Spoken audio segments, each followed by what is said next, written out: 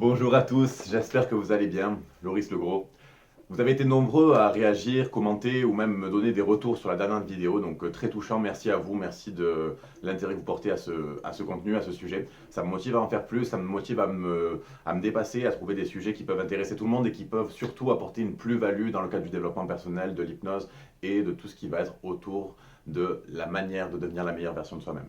Donc aujourd'hui, ce que je voudrais traiter, ce que je voudrais aborder comme sujet, c'est un sujet qui a été très complexe pour moi, qui a été, je pense, la partie la plus dure à gravir, la marche la plus haute dans mon développement personnel, c'est la peur du non, associée à la peur du rejet. Pour ceux qui le savent déjà, je suis danseur. Pour ceux qui ne le savent pas, je vous le dis, voilà, je danse, je fais des danses de couple, notamment la bachata que j'adore. Il y a eu une période, quand j'ai commencé, qui a été un calvaire. C'était aller inviter une fille à danser. La première fois, je vous jurais, vous m'auriez vu, vous seriez foutu de moi. Je suis arrivé, je ne savais pas comment le dire, le simple fait de me replonger dans cette situation-là, je commence à bégayer, donc je vous laisse imaginer l'énergie que je devais dégager. Je bégayais en portugais, alors je ne parle pas un mot portugais. Bref, ça a été vraiment très complexe. Pourquoi? Parce que j'avais une peur, c'était que la fille en face de moi me dise non. Dans ma tête, j'avais cette peur qu'elle me refuse cette danse et que je me sente comme un con.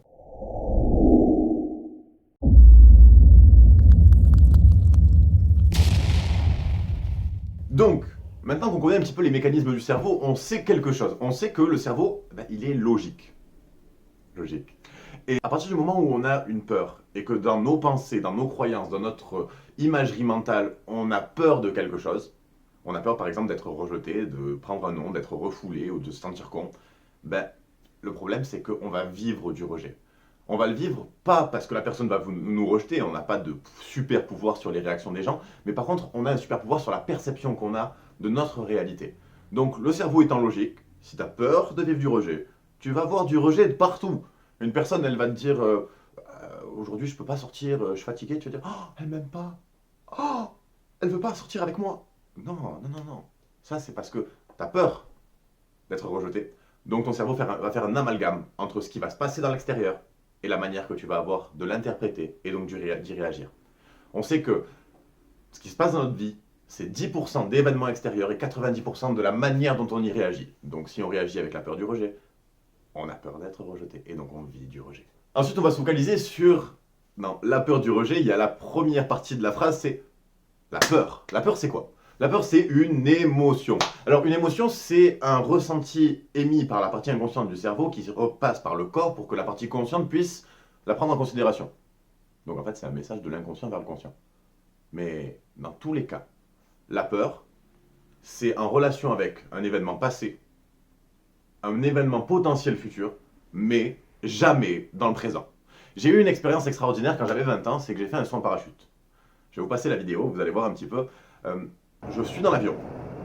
Je fais le malin parce que j'ai mon jumeau en face de moi et voilà, on est là, ouais, tu vas mourir, non, c'est toi, moi je saute, je suis un homme, j'y vais, pas de souci. Mais à l'intérieur de moi, je sais que je vais devoir sauter. Je sais que j'ai 4000 mètres de chute qui m'attendent et que si le parachute ne s'ouvre pas, je meurs.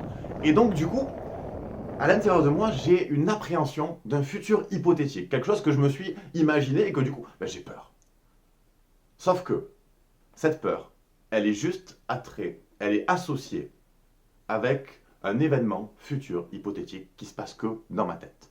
Maintenant, regardez, je suis au bord de l'avion, de la carlingue, et j'ai le vide en face de moi. Là, c'est plus de la peur, c'est de la terreur, parce que je suis face au danger. Je sais que je vais devoir sauter, je suis en face. Mais quand je dépasse la terreur, quand je dépasse ce moment-là où la peur est au maximum, regardez maintenant, la peur, elle disparaît. La peur, il n'y en a plus. Je suis dans une extase totale, dans une adrénaline extraordinaire. Et pendant 50 secondes, je fais une chute libre. J'arrive à plus de 180 km/h avant d'ouvrir la voile. Et la seule chose qu'il y a sur mon visage, c'est du bonheur. Donc voilà, la peur n'existe pas dans le présent. C'est inventé. C'est soit du passé, soit quelque chose qu'on a vécu auparavant, ou soit quelque chose que l'on redoute de vivre, parce qu'on se fait des films dans la tête. Le nombre de films que vous vous faites, vous imaginez pas. Toutes les secondes, on se fait un film différent de qu'est-ce qui se passe, qu'est-ce qu'il y a, quelle est cette personne, qu'est-ce qu'elle va dire, qu'est-ce qu'elle va penser.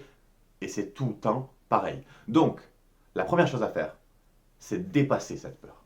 Se dire, ok, la peur, c'est du passé, c'est du futur, c'est de l'hypothèse. Mais si je ne vais pas infirmer ou confirmer mon hypothèse, eh ben, je ne le saurai pas et je continuerai à avoir peur. Et la peur, si on la laisse nous freiner, si on la laisse nous empêcher d'agir, ben on reste dedans. Alors que, après avoir fait ce saut en parachute, j'ai qu'une seule envie, c'est de recommencer. J'ai plus peur. Je vais avoir encore un événement où, ouais, il y a de l'appréhension, on sait jamais, peut-être que la voile elle casse. Mais j'ai tellement vécu une expérience extraordinaire que je veux la réitérer encore et encore. Et c'est le cas dans tout. Chaque fois qu'on dépasse une peur, on a cette envie d'aller encore plus loin, d'aller encore plus, de refaire cette expérience parce que on se sent vivant. Donc si on n'agit pas par peur, c'est comme si on ne se sentait pas vivant, c'est comme si on était mort. Pour en revenir ensuite à un autre élément, c'est que la peur du rejet, en fait, il faut savoir que si on n'agit pas par peur du rejet, donc c'est toujours dans une interaction avec quelqu'un d'autre, hein, une personne que l'on ne connaît pas, qu'on aborderait dans la rue, ou quelqu'un à qui on demande l'heure, ou alors un barman à qui on lui demande de nous offrir un cocktail gratuit, ou autre chose, n'importe quoi. Si on n'agit pas, par peur que cette personne nous dise non, cette personne que l'on ne connaît pas ou qu'on connaît, ben c'est comme si on se disait non à nous-mêmes. Donc si on n'agit pas par peur que l'autre nous rejette, c'est nous-mêmes qui nous rejetons. Alors maintenant, je voudrais faire une petite... déjà, une formule mathématique. Quand on demande quelque chose à quelqu'un, il y a une chance sur deux qu'elle dise oui, une chance sur deux qu'elle dise non. Si on n'agit pas, on a 100% de chance de nous dire non à nous-mêmes. Et, mathématiquement parlant, c'est quoi le plus avantageux? On est d'accord, c'est la première solution. Deuxièmement, si une personne, on a le risque peut-être qu'elle nous rejette, mais quel est le plus grave entre qu'une personne qu'on connaît vite fait ou qu'on ne connaît pas du tout nous rejette, ou le fait que nous-mêmes on se rejette? Je pense que le plus grave, c'est quand même la deuxième option. Donc, à partir de ce moment-là, si nous-mêmes on se rejette, c'est qu'on a un problème aussi avec notre valeur personnelle. Le sujet de la vidéo d'hier. Si vous ne l'avez pas vu, allez-y, ça vaut le détour. Donc pour finir, arrêtez de jouer les devins en fait. Vous ne savez pas ce que la personne elle pense. Vous ne savez pas ce que la personne va dire. Vous ne savez pas ce que la personne va vous répondre. Vous ne savez pas si elle va vous dire oui, si elle va vous dire non, si elle va vous dire peut-être, si elle va avoir besoin de plus d'arguments pour être convaincu ou autre chose. Donc on ne fait pas de préjugés. On y va, on demande. Et si elle dit non, c'est pas grave. On demande à quelqu'un d'autre. Ou peut-être qu'on met notre idée de côté, ou autre, n'importe quoi. On s'en fout. La seule chose qu'il y a à prendre en considération, c'est que notre peur, si elle nous empêche de demander, on a, quoi qu'il arrive, un non. Et notre préjugé va faire que on va nous-mêmes nous rejeter, donc on va juste collectionner des noms, alors qu'on n'aura même pas posé de questions. Et ça, c'est pas futé quand même.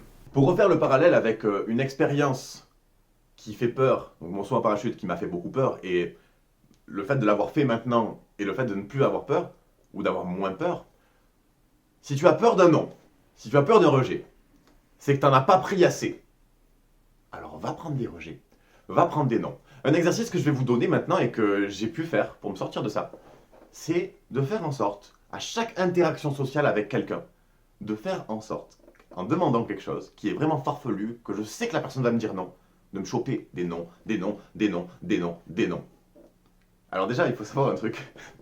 C'est que déjà, c'est un exercice qui est plutôt sympa. Genre, on prend 5 pièces, on les met dans la poche gauche par exemple, et à chaque fois qu'on prend un nom dans la journée, on fait passer une pièce dans la poche de droite. Et on ne rentre pas chez soi, on ne finit pas sa journée, tant qu'on n'a pas toutes nos pièces dans la poche de droite. Et bien, je vais vous dire un truc. Il m'a fallu faire plus de demandes. À chaque fois que j'ai fait cet exercice, il m'a fallu faire plus de demandes que ce que j'avais de pièces. Parce que, bizarrement, si on y va avec juste, on se dit oui, je vais me prendre un nom, mais je m'en fous en fait, c'est pas un problème, j'en ai pas peur, puisque je le veux. Vous allez avoir des surprises de dingue. Tu vas dans la rue, tu dis à un mec, excuse-moi, tu peux me donner 100 balles s'il te plaît? La personne, naturellement, elle va te dire non. J'espère pour elle. Mais, des fois, il arrive que la personne dise oui, alors qu'on s'attendait à avoir un non. Et ça, c'est vraiment quelque chose qui... Ça m'a fait changer. J'ai eu des cocktails dans des bars gratuits, j'ai eu des numéros de filles que je suis allé en mode dégueu et je me suis dit, allez, je veux un nom, je veux qu'elle me mette le plus gros râteau de ma vie. Mais non! Carrément pas. Dans des situations avec d'autres personnes, des personnes qui ont pris 10 minutes de leur temps pour m'aider ou autre chose, bon, en général dans la rue, avec des gens qu'on ne connaît pas, c'est souvent des demandes, soit demander un numéro, soit demander de l'argent. Mais par contre, ouais, des cocktails gratuits faits par un barman. Le mec, il me fait un cocktail juste parce que je lui dis, ouais, tu peux me faire un cocktail, mais je le paye pas. Il me fait, ok, pas de souci. Mais là, quand il t'arrive ce genre de choses, tu te dis, waouh, c'est puissant. Demandez et vous aurez. Et si vous n'avez pas, c'est pas grave, demandez encore. Au final, au bout d'un moment, vous aurez. Donc voilà, avec cet exercice, déjà, vous avez une approche pour pouvoir vous défaire un petit peu de la peur du non. Donc déjà, se rendre compte que la peur, c'est illusoire. C'est dans la tête. C'est passé ou futur, mais ce n'est pas présent. Il y a aussi autre chose, c'est que si vous avez peur qu'une personne vous dise non, ben, soit vous agissez et vous avez une possibilité qu'elle vous dise oui, soit vous n'agissez pas et vous vous dites non à vous-même. Et puis après, il y a cette question de perception, il y a cette question de peur. On a la possibilité en hypnose de diminuer la perception de la peur et aussi de diminuer la croyance que la personne va dire non. Donc enlever les préjugés, diminuer la peur et aussi, le plus important, diminuer la sensibilité au rejet. Si vous êtes très sensible au rejet, que vous faites tout pour ne jamais être rejeté, pour que les gens, que vous-même, vous n'osez pas dire non aux gens parce que vous dites, si moi ça me fait mal, ben ça risque de lui faire mal. On a la possibilité, avec l'hypnose, de diminuer cette sensibilité-là, de diminuer la peur. Et donc du coup, de vous permettre déjà, de vous mettre dans la prédisposition mentale de créer des interactions avec les gens où vous pouvez aller collecter des noms, pour que ça soit une habitude, pour que ça soit quelque chose de naturel chez vous, et que vous puissiez demander tout ce que vous voulez. Et donc du coup, avoir beaucoup plus de sens de l'avoir. Voilà, je vous souhaite de passer une très belle journée, j'espère que cette vidéo vous aura plu, lâchez un commentaire, lâchez un pouce, partagez aussi si vous voulez permettre à d'autres personnes de voir cette vidéo sur la peur du non, la peur du rejet, et je vous dis à très bientôt, j'ai d'autres sujets qui attendent, une belle journée à vous, vous êtes extraordinaires.